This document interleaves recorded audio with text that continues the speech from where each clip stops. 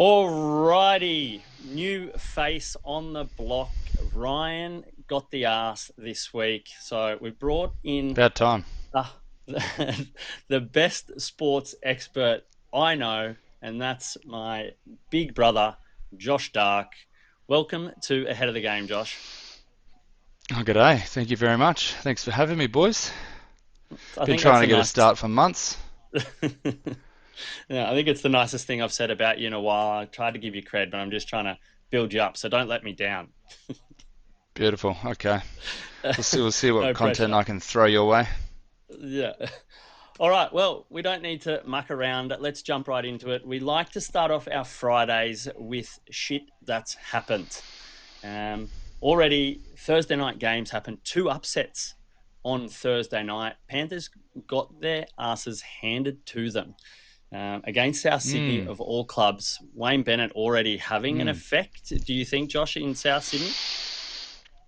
Oh, right when you think Wayne's old and he's had enough, and you think they can't do anything, and Latrell's out, and Walker wasn't going to play, and all of a sudden they knock the Panthers off. They're 3-1, and they're getting talked about for top four again. Yeah. Somehow Wayne does what Wayne does, and I listened to his press conference, and they were asking him what his magic is, and he said, "Oh, I just asked them to play harder and win." maybe that's And that's it. maybe That was that's his response. And then they threw to Cody Walker, and they said, "Oh, what did he say, Cody?" And he said, "Oh, no, that was pretty much it. He just asked us to step up, so we did." So it doesn't have to be more complicated than that. Everyone thinks Wayne's got that Space Jam magic water bottle and he sprays it on everyone before the match. But yeah, just play hard, boys. Simple. But what do you Yeah, think's I don't know happening with how he does it. Penrith? What's going on with Penrith? Well, Are they in trouble? Are well, they are if they you like I don't think so. no? You're getting $8 on them right now to win the premiership, which is the same as the Sharks. So you could say, Mm, okay, that's comparable to where they're at the moment. But look, mm, in that first half, they were horrible. They completed 6 sets in the whole yeah. first half. Ivan Cleary was asked about it in the post-match press conference, and she said, "Have you ever?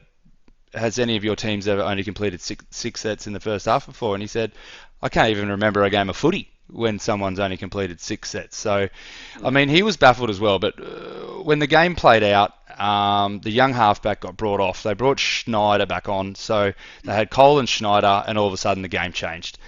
mm, 2 months to like players out there. They both got to try. They both got to try assists. So both mm, of them maybe were a better connection. But I think when you go through the game and you look at all the stats, by the end of the game, Penrith were winning all the little nitty gritty stats. Believe it or not, if you go through it, bar the yeah. errors, they had a lot more errors. Now you take out the Australian halfback and the Australian fullback out of that team, and they're going to be in disarray. You take Cherry Mm, Evans and Turbo out of Manly, they're going to be in disarray. So, mm. look, all the nuts and bolts were there. The middle forwards did their job. You tell me the last time where you saw a game where four middle forwards had more than 45 tackles each, which is Mm. incredible. So the workload's there. All the little bits and pieces of stats, if you scour through, which I did, Penrith's right there again. They're just missing leadership. You got your Mm. fullback back there in Edwards, and when a tackle's made, he's going right, two defenders that way, two defenders that way, because the fullback's just watching the game. They didn't have Yeah. that in Edwards. They Yeah. didn't have Cleary out there on the right hand side where he normally defends, so they were Mm. disorganised. Mm. South's three or four of their tries were on that right hand side where Mm. Cleary's normally there marshalling the troops. And Yeah. they didn't have it. So, look, I think it's a lack of leadership. And once those boys are back, I, Mm. I really think they can get that leadership back, and they'll just start smashing teams again. And they'll be on Mm. a 10-game win streak, and it'll be back to square Everyone one. will forget about it. Yeah, but I think that like the biggest call is obviously there was always a worry that when Cleary was going to be out, that they were going to have problems because Jerome Luai's moved on. And I think it's good that you bring up Dylan Edwards as well, because it's obviously then would have probably likely been up to Dylan Edwards. All right, now you need to step up and you need to organise the troops and you need to make sure that everything's going because he's that next guy in line in that position. But we know what happens to Cleary. Cleary played I think 13 games last year or in during the regular season. So there's always that risk. Like, can the problem be though that Penrith are going to struggle, or at least like struggle in the regular season. They've got to scrape into the 8, and then it's anybody's. But they're going to struggle through the season, through the home and away season, because Jerome Lue's not there, because we know Cleary's going to be injured. Like, Cleary gets injured. Mm. Uh, Yeah, well, I think Yo's the captain, and he was the yeah, Australian captain, I believe, last time they went round. And yeah, he's more of a lead by example. I eat the right thing, I turn up to training, I have a dig, I mm, make 45 mm, tackles. But it's that mm, marshalling of the troops that isn't there. And yeah, without Dylan Edwards there, without Jerome now being able to pick up the slack, they've got a mm, problem when it comes to marshalling the troops. And you can say errors, yeah, sure there are errors, but if your leaders aren't there, and you're yeah, making errors, there's no one there to really go, hey boys, let's just put 4 down the middle of the field, chase an early kick and get back on the mm, wrestle, you know. yeah, So the young halves look exciting. They look good. They look like good prospects. They both look like junior monsters to me, which is incredible. You know, mm, once mm, one of them can get mentored enough by Cleary, they'll come good. And they've got to get the wins on the board first, so they are in that 8. But I mean, if Cleary gets back healthy, they only Penrith's going to beat them. Sorry, only Melbourne's going to beat them. So mm, look, worrying signs that they might not chalk up the wins. But I mm. think once they're back to full strength, they'll be hard to touch. Yeah. Well, it's a similar situation in, I guess, Port Adelaide, with the lack of leadership. We saw Port Adelaide also get dusted Thursday night, but they just what are Port Adelaide? It's been the sort of question there for a while. They smash the teams like they did last week against Richmond, struggle against any team that's got any substance about them, and then Essendon. We don't even know if Essendon have the substance, but they looked like Port felt like Port controlled the game in that first half, and then they can't put anyone away. They start missing kicks. They start making mistakes, dropping marks. Port don't like they've got the quality to be a team that pushes for the premiership, and they do, but they just like I don't see them winning a premiership because they can't get it together when it matters, and they can't get it together when the pressure starts to build. They like their accuracy kicking goal last year was like horrible. Like they were awful, one of the worst teams in the league, maybe even the worst team, because as soon as there's pressure, they make basic mistakes. Yeah. Well, they are missing leadership, right? So Butters went down, and he's going to be gone to around 7 or 8. You know, arguably their Mm, best player. So you take him out of the team, and when the chips are down or they are trying to clinch a game, they don't have that leadership there. And I mean, mm, that's understandable. I like to call Port the Manly Sea Eagles of the AFL, where you don't mm, know if they're going to win by 100 or lose by 100. And if you have a look at the tail of the tape so far this year, they win one by 100, they've lost one by 100, and then they couldn't close out. So, yeah, you know, it was always sort of a 50-50 game. You would have had Port if you were a betting man because of the class, and they should be a better team. But, you know, at the end mm, of the day, they led it every term and couldn't put it away. So yeah. it was pretty fair to what they've been producing so far, I suppose.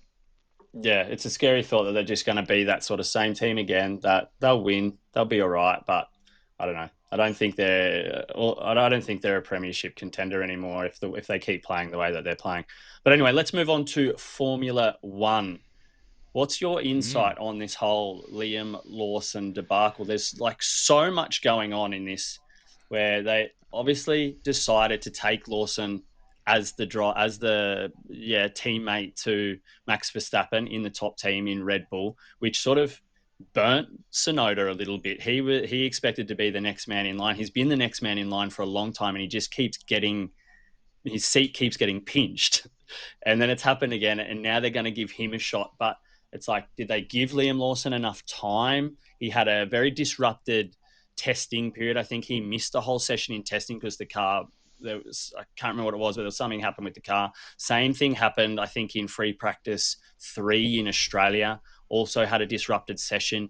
Like, has he had enough time in the car, or are these yeah, well, I think it's the worst ever result for Red Bull in qualifying, finishing last in the sprint qualifier and then last in the race qualifier last round. Do they have their rights now to cut him off? Is his Formula One career finished? What's your take?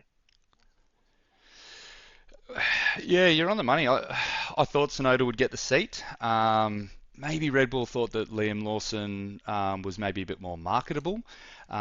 He seemed to go well at testing. Mm, So it was 50-50, and they gave it to Lawson. And, he was great coming up through the ranks, and Tsunoda's sort of been sniffing around the Red Bull backup team for a while. I thought they would give it to him, and when they went with Lawson, I thought, well, we'll see what he's got. But I mean, this is Red Bull. You're talking about, the Bar Ferrari, the, the they're the big team. They're the marketable team. mm, You have to have results. Big sponsors. mm, 18th in qualifying in Australia. 18th qualifying in China. It's mm, just not. It's just not good enough. There was mm, talks from the Red Bull camp from one of the senior blokes there that I read on some website saying that they were asking for his head after Australia and thought they'd give him one mm, more go at China, and mm. then That 18th went in well. China. Yeah, look, it's not good enough. But on that note, if you take a look, he qualifies. Oh, take a look at my notes here. He he actually has finished better than Tsunoda, I think, in both the races. Anyway, he Mm, climbed through to where is it? He became. Yeah, look, I don't know, can't find it in my notes there. But if you have a look at the results, he actually finished higher than Tsunoda. mm, I thought after China he was gonna get the boot, and then I mm, read this morning that he'd got the boot. But mm, has he been kicked out too prematurely? mm, Because you'd never get that seat back. If you have a look, look at Gasly. It would be case in point. Gasly got the boot, mm, and then he started to pick his game up. But it's like Red Bull, they can't admit they were wrong, so you never get that seat back. But it's not mm, the end of his career, right? Look at Gasly. He mm, then podiumed in Brazil, and he won a race at Monza the next year. So it's not the end of your yeah, career. But do you ever see mm. that seat again? Maybe he's blown his chance. Yeah, but like I think that's the biggest question because we know of now. So there's a clear cut two drivers have struggled in that car. I think you give Perez, like everyone was like he's underperforming, underperforming. The car is built for Max Verstappen, and it's Yeah. like the groundwork of that is for Max Verstappen, and there's no driver that drives like Max Verstappen. So I think it's extremely hard to expect someone to perform at a top level, especially if Max has a very unique style of driving and wants things built or the setup to be built to a certain way so he can get the most out of the car because he is so aggressive or whatever it is. But I think it's going to be interesting to see what happens if Sonoda comes in and he's also bottom 15 finishing outside of the 10. Where do they go then? And maybe Lawson is top 10 in the other, in the satellite Red Bull. Like, where do they go? They can't keep And it's swapping and changing. They're like, what are they going to do? Like, do they give Hadja a shot? Like, where do they go with it? Bring in Daniel Ricciardo again. Who knows? Well, they don't have any more options, right? So Yeah. they've dipped into the reserve straight away. So Mm, the car is hard to drive. Everyone said that. mm, Gasly said he mm, loves a snappy car, but they built the car to Verstappen, and even he couldn't drive that car mm. because it's too snappy. Verstappen Yeah. likes it so sensitive that it's just difficult for anyone else to drive. But I mean, Red Bull builds it for Verstappen because he gets the results, and you can't blame him. But they've got to Yeah. find someone that can do it. But yeah, there's nobody left. So if Yeah. Tsunoda can't do it, they've got to stick with him. Yeah. He is there now for the rest of the year. You imagine if they change it Mm. again, they've run out of options. Yeah. There'll be no constructors championship for Red Bull anyway this year. But No, no. no. All right, let's take a quick break and we'll come back with what you're watching.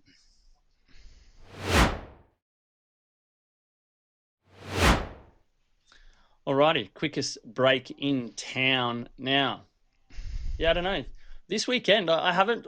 There were no games really for me that were like, I can't wait to hold my beers, sit and watch and get right into it. But there's a couple of interesting storylines that we've found. Maybe not the two blockbuster Goliath versus Goliath type matches that you want to see, but I think the big one for me actually, which might sound strange, is Storm versus Dragons. I know it doesn't light up the headlines, but I think the most interesting stat line in this one for me when we were breaking down our articles, actually, our boy Andy writing the articles on this one, found that Flano has a winning record against Craig Bellamy. He's won four of six matches against Bellamy, including, we can't forget, last year. I think it was round 22 when the Dragons beat Melbourne. It might have been 16-18 when they were 750 underdogs.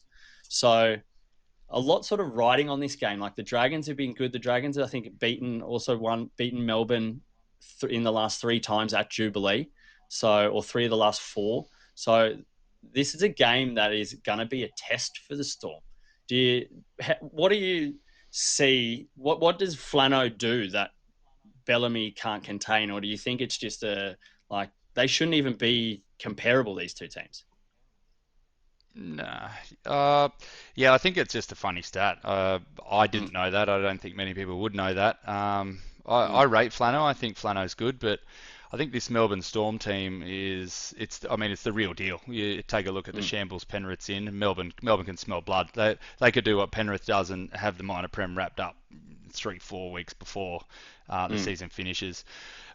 Jerome Hughes out, mm, obviously a big out. Kiwi international, uh, best player in the world, so they mm. say. But Tyrone Dalian. Wishart comes in at 14, Mm, Dalian halfback. mm, Tyron Wishart comes in, and I rate Wishart. He's mm, a professional at coming off the bench, but every time he comes on, he's a gun. If you've ever had him in mm, Supercoach, the points he gets off the bench are incredible. mm, Melbourne Storm are like ISIS.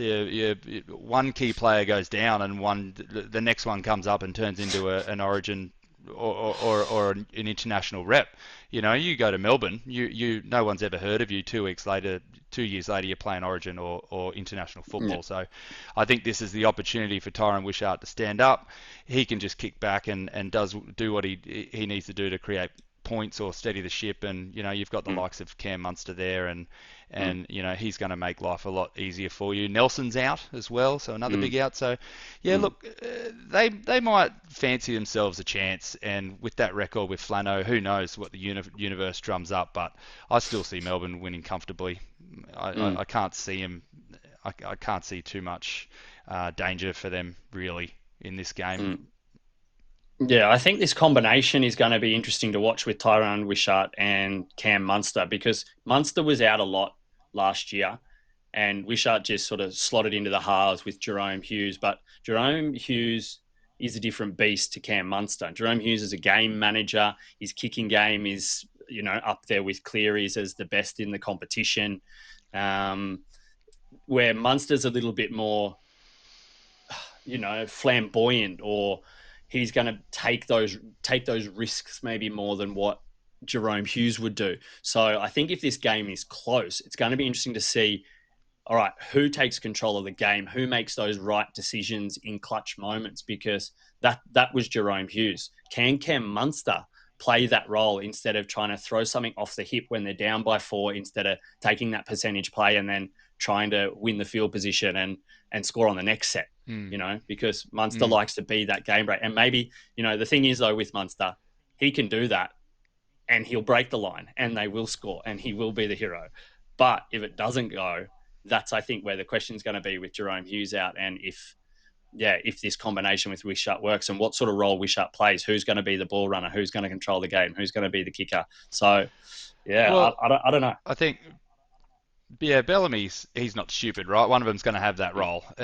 mm, I imagine Munster's still going to be the one to play that Munster running 5'8" type role, create points when he mm, can. But I think it's more can Wishart just get the forwards through their set, direct the troops mm, when he needs to, and mm, just pass on to Munster. But we're talking about the best coach that's ever lived. I'm sure he's got a game plan. I'm sure by putting Tyrone in there, someone's going to have the game plan of being that steady half that's going to lead the forward pack around, or else he would have brought another junior up that's got more of a, a game management style. So I'm mm. sure in Bellamy they trust but yeah, it'll be interesting to see which one of those blokes takes that steady role and which one of those blokes takes the opportunities of running the ball and playing off the cuff a bit.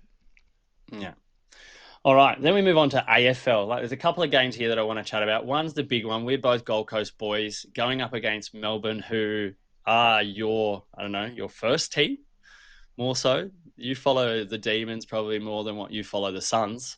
Um, so how do you think that's going to play Well, out? I go for the What's Chooks, your, and they've got the same colour scheme, so I just figured yeah, to back the teams that have got the most money, the biggest stadium, and the red, white, and blue. what a Friday night for you. You're doing a podcast when it's your two top two teams in both. What, there's the Tides are playing the Roosters. Oh no, and then on Sunday it's the Saturday's the Demons and the Gold Coast in the Well, AFL. you blokes But are paying good so weekend. well, so Uh, it was worth missing out on the live footy. yeah. But yeah, what's your take on say Melbourne this year first of all? Um, well, Melbourne are full of superstars, aren't they? They're a big club in AFL and probably always will be. They pretty much are the Roosters of the AFL. So they've got the talent, they've got the big players, they've won a premiership in the last 5 years. They know what they're doing. They're well coached, but they've got issues. And whether it's Clayton Oliver saga the last few years, or the Max Gawn going through a little bit lately, or who knows what it is, but they've just got too much class not to come through the other side. Now, interesting playing the Gold Coast. So the Gold Coast in 23-24 lost 16 consecutive games on the road. Now they've won their Mm, last three. mm, So are the away problems fixed? Because if the yeah. away problems are fixed, or at least they're winning half of them, and they're winning 80% of their games at home, Mm, you're talking about a top eight team finally, or mm, maybe even a top six, top four team if they can stay healthy. They're young, they're well coached as well as we know. So mm, can they, if you want to make a name for yourself as an upcoming club, which Gold Coast are, you got to take a big scalp, right? And is mm, there a bigger scalp to take than Melbourne, who look very dubious at the moment? So mm. if you're one of those up and coming clubs and you want a big scalp early, I'd be wanting Melbourne in Melbourne. Yeah. Yeah. Not to say it's easy, but it's a winnable game to put yourself on Mm. the map for sure. Throw a little bit more fuel on the fire on the Gold Coast side, being a Suns gun, is Melbourne have also lost their last four at the MCG. So Hmm. a lot pointing towards maybe this upset on Saturday. But another game, two of the worst teams in the comp in the AFL at the I thought moment. this was the Perth. blockbuster you were talking about at the start of the pod. Yeah, well, it is, but yeah, 17th versus 18th. Nothing going well at Optus Stadium for either team. Both teams in trouble. Frio, I think we were talking about it, Ryan and I earlier. Like Frio should have been up there this year as one of the contenders for the premiership. They had a good patches last year. They just missed out on the finals because they just couldn't close out the year. But that's because they're also a young team. Pressure started to build. Couldn't get that one extra win in those last few weeks to send them into the finals. But a full off season, thought they were going to be better, pushing possibly for a top four finish, and now they're 17th. I don't think we expect much out of West Coast, but yeah, they were awful against the Suns. They did all right against Brisbane up in Brisbane last week. It sort of shocked. Brisbane had to come from behind, I think 30 down to beat them. But yeah, interesting. What's happening over in Perth? It's supposed to be one of the big meccas of the AFL, and they're 17th and 18th. Hmm. Yeah, sucks to be a AFL supporter in Perth for sure. But yeah, I mean West Coast smashed by the Gold Coast in round one, Mm, and then only a 19-point loss last week to the reigning champs. So Brisbane. I Mm, mean they've got something to build on from last week. And Freo smashed by the Cats in round one, and then could have should have beat Sydney last week, yeah. which we're in the grand final as well. So yeah, look, both clubs not going well, but both clubs have something to work on this week for sure. Mm, Is Justin Longmire, is he coaching for his job this week?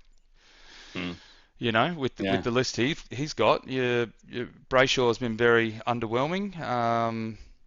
But I mean, with the talent he's got in his roster, if he Yeah. doesn't put the sword to West Coast this week, is he in trouble? And if he's in trouble, and they're looking to get rid of him, I mean, what's the roll-on effect for Free over the rest of the year?